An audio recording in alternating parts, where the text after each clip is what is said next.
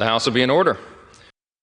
And with that, Congress returns to Capitol Hill today after Republicans swept the presidency and both houses of Congress in last week's elections. But Democrats remain in power in the U.S. Senate until early January, and President Biden will be in the White House until January 20th. And there is lots on the table during that time period. Joining us to discuss that and more, Brett Samuels, White House reporter here at the Hill. Brett, thanks for coming on. What do you expect during this lame duck session where Democrats still have some power? They're going to try to push through a bunch of Biden judicial nominations. You also have this spending fight that has a deadline of December 20th.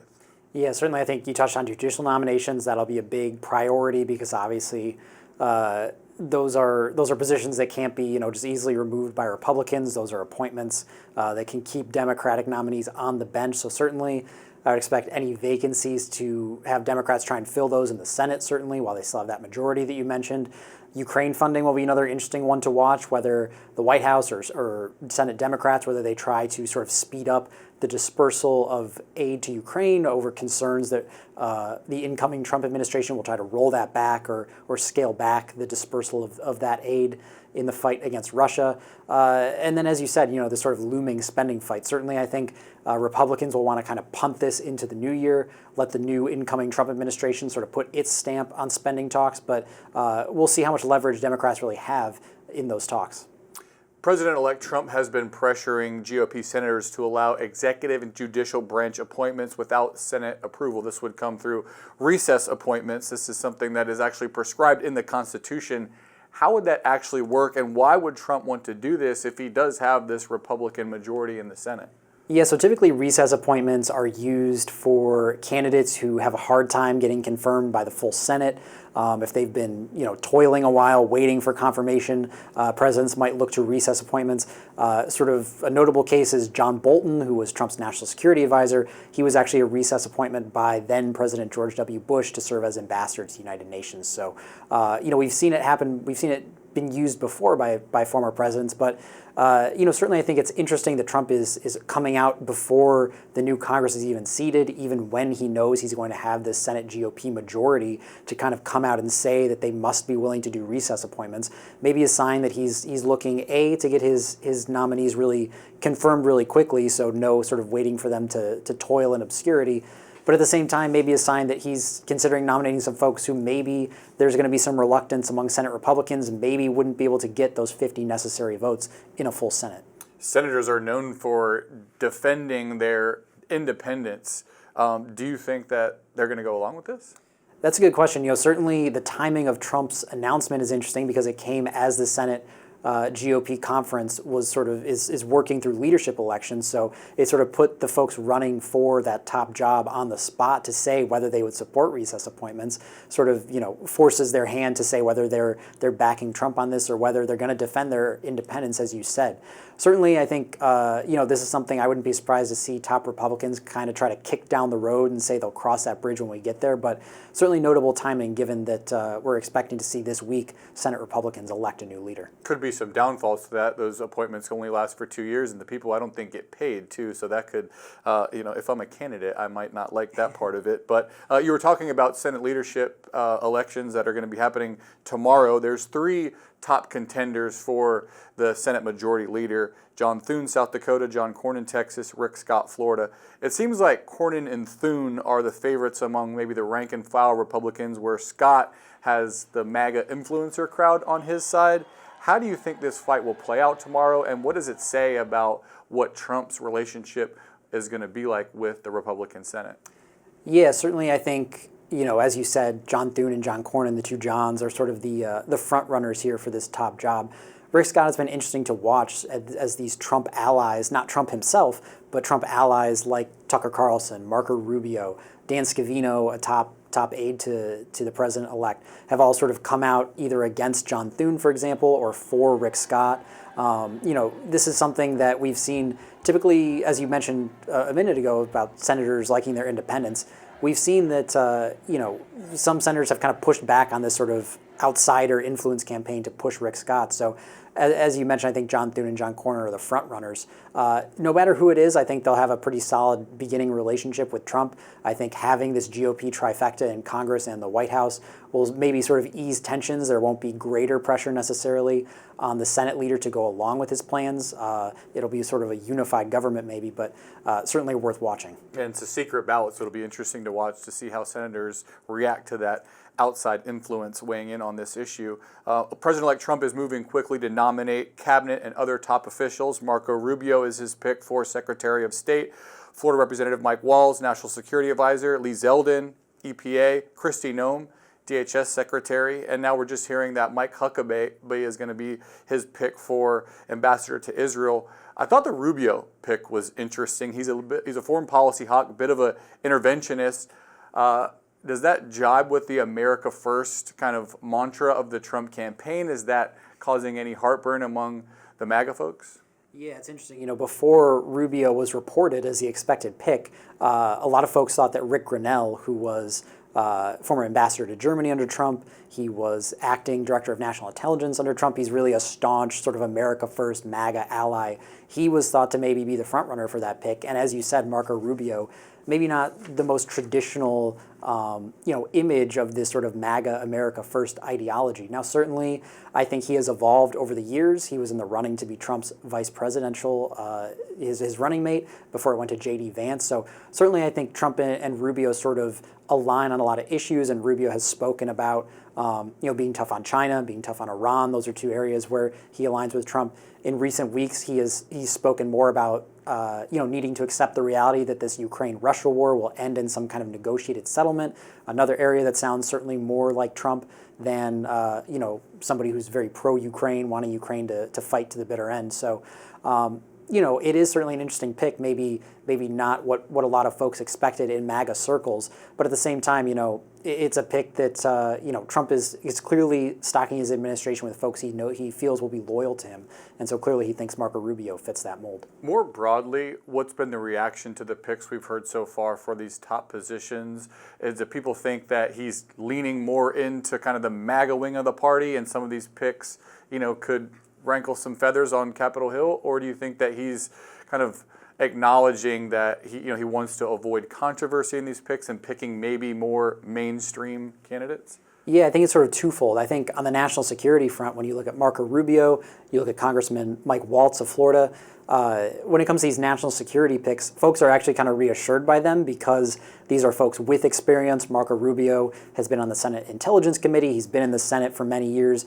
Mike Walz, a former Green Beret, an Army veteran who's been in Congress for the last, I believe, he's served 2 terms before winning re-election in November. So, these are folks who allies are actually kind of reassured about. They feel like they're serious people. They know what they're doing. On the other hand, I think the buzzword is loyalty. These are folks, whether it's Lee Zeldin, Kristi Noem, Stephen Miller getting a top White House job, Tom Homan being named border czar. These are folks who are clearly loyal to Trump, loyal to Trump's agenda, and folks who Trump clearly thinks are going to be quick about carrying out his agenda, especially when it comes to things like immigration. I want to talk to you about who you think is going to end up leading the FTC. Biden's appointed chair, Lina Khan, has been a bit controversial, aggressive in her antitrust enforcement. That's made her some enemies in big tech and on Wall Street, but also got her some fans on the right, including J.D. Vance, the vice president-elect. Is there any chance she stays on? And if not, is there a chance that somebody replaces her, has a similar philosophy? Yeah, it's a great question. I think it is interesting. Lina Khan is sort of, in this very polarized area, manages, you said, to kind of make fans on both sides of the aisle, make enemies on both sides of the aisle, certainly. But I think watching what happens with FTC, watching whether Lina Khan stays on in that role will be kind of a good test of J.D. Vance's early influence. As you mentioned, he has actually offered some rare praise for her and the work that she's been doing, taking on big tech, taking on big companies. So certainly I think whether it's her or whether somebody in her mold, it'll be interesting to watch, and certainly maybe an indicator of J.D. Vance kind of putting his stamp on some of these picks. Conservatives is the term used for her fans on the right. I want to ask you about this move by two members of the Freedom Caucus, Bob Good, who's the former chair, and Andy Harris is the new chair, using this parliamentary procedure to kill a bill that boosted benefits for government retirees. What are these guys up to, and what's been the reaction on Capitol Hill to what they tried to get accomplished? Yeah, so basically what happened here is these two lawmakers, were in the House on election night when everyone's eyeballs were clearly not trained on the House floor. They were focused elsewhere. Lawmakers were certainly not in the House in session. And as you said, Harris and Bob Good, they sought to move forward with this bill that had a lot of bipartisan support, but has caused some consternation among GOP leaders. And basically, they've been sort of, reprimanded, and this has caused some controversy because they're sort of acting out of order. They're violating parliamentary rules. The question is, some folks have talked about it, that this is sort of a slap in the face to leadership, essentially, and party loyalty, that they're just kind of going rogue on this instead of working through this bill with leadership. So a lot of eyes now will be on whether they face any repercussions. Obviously, GOP House leaders in the House GOP conference, they have leadership elections this week as well. So once that is taken care of, it'll be interesting to see whether there are some kind of consequences for these two lawmakers kind of going out on a branch on their own to tackle this bill. President Biden met today with Israeli Prime Minister Isaac Herzog at the White House. The Biden administration has been looking to achieve a ceasefire deal on Gaza and Lebanon in the final weeks here of his administration. There was this deadline that the Biden administration had set for today for Israel to increase humanitarian aid into Gaza or risk losing out on some military aid. Any sign of progress on that front, and what do you make of the relationship in these last few weeks between the Biden administration and Israel? I'll note that the president also is set to meet with some Republican leaders as well. Yeah, absolutely. We're expecting the Israeli president to meet with Elise Stefanik while he's in town. Elise Stefanik, of course, is being put forward as Trump's nominee to be the ambassador to the United Nations, so a sort of top diplomatic job for her there. But certainly, this meeting between President Biden and President Herzog is maybe one of the last times we'll see President Biden directly meeting with a leader in the Middle East, a leader of Israel, to try and get something done as far as a ceasefire goes, as far as pressuring for more humanitarian aid to Gaza, to sort of get tensions in the Middle East under control. Certainly, I think there are fairly a lot of skeptics that anything will change in these next couple months as Israel Prime Minister Benjamin Netanyahu sort of looks forward to a Trump administration that maybe will be more friendly to how they're carrying out this military campaign in Gaza against Hamas. So certainly, the White House is going to continue pushing for this ceasefire, continue, seeing what their options are. But I think there are certainly a lot of skeptics that something will actually get done in this lame duck period. Yeah, it's been a difficult job for the Biden administration to get any concessions out of Israel when it comes to their defense policy, but it'll be interesting to watch here what happens in the next couple of weeks. Brett Samuels, thanks so much for joining us. Thanks. In New York, a judge has delayed ruling on President-elect Donald Trump's criminal case until later this month. Judge Juan Merchan has put up pause on Trump's case until November 19th, giving prosecutors more time to respond to Trump's request to dismiss all charges based on a Supreme Court ruling on presidential immunity. Trump, who's set for sentencing on November 26, was convicted on 34 counts of falsifying business records tied to a hush money payment to adult film actress Stormy Daniels. Trump's campaign argues that his election should end the prosecution so Trump can unify the country. Manhattan DA Alvin Bragg's office is reviewing how to proceed, acknowledging the unique challenges.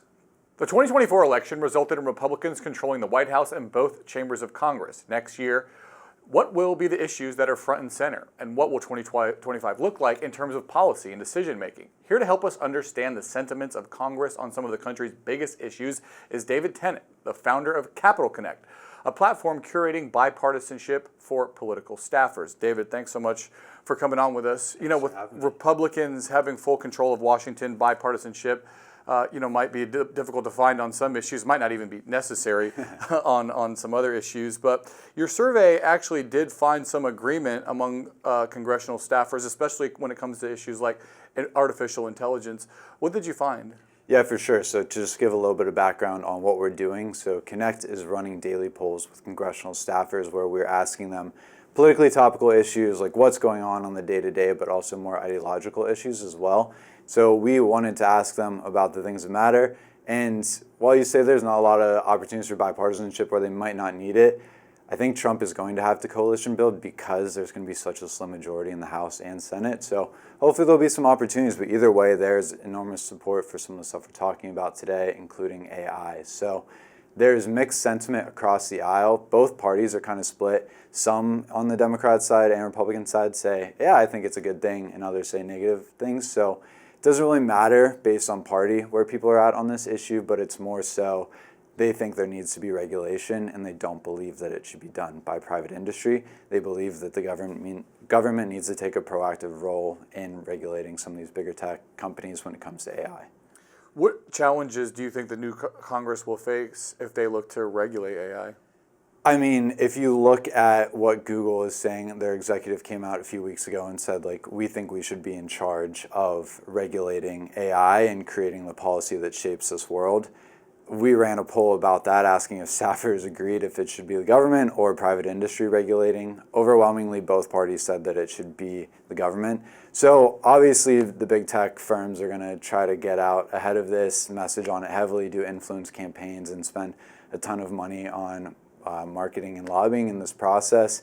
I mean, OpenAI has raised $18 billion in funding so far, so like they're going to have plenty of money to spend on this campaign, and they want to have a main foot at the table. But I think a lot of staffers and members of Congress see the perils in AI, and obviously there's a lot of benefit. But if you look at the consumption of AI by congressional staffers, a lot of them do not use AI in their daily work process. So this is not a group of people that's necessarily tech forward when it comes to implementation and acceptance of AI.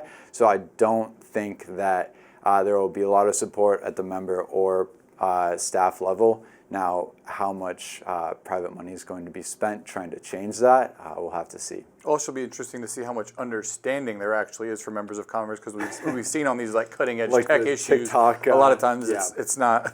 It's kind of embarrassing when it actually comes in front of a committee. For sure, and so I think like it'll be more of a.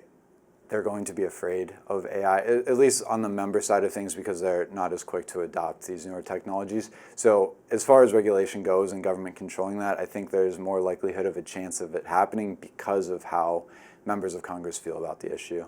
Meta has come under scrutiny over its use of AI to generate content on its platform. Could both sides of the aisle come together in addressing that issue? Yeah, I think there's a lot of different ways to rein in big tech and to find opportunities to agree on something. And one of them was Meta trying to use AI to create content.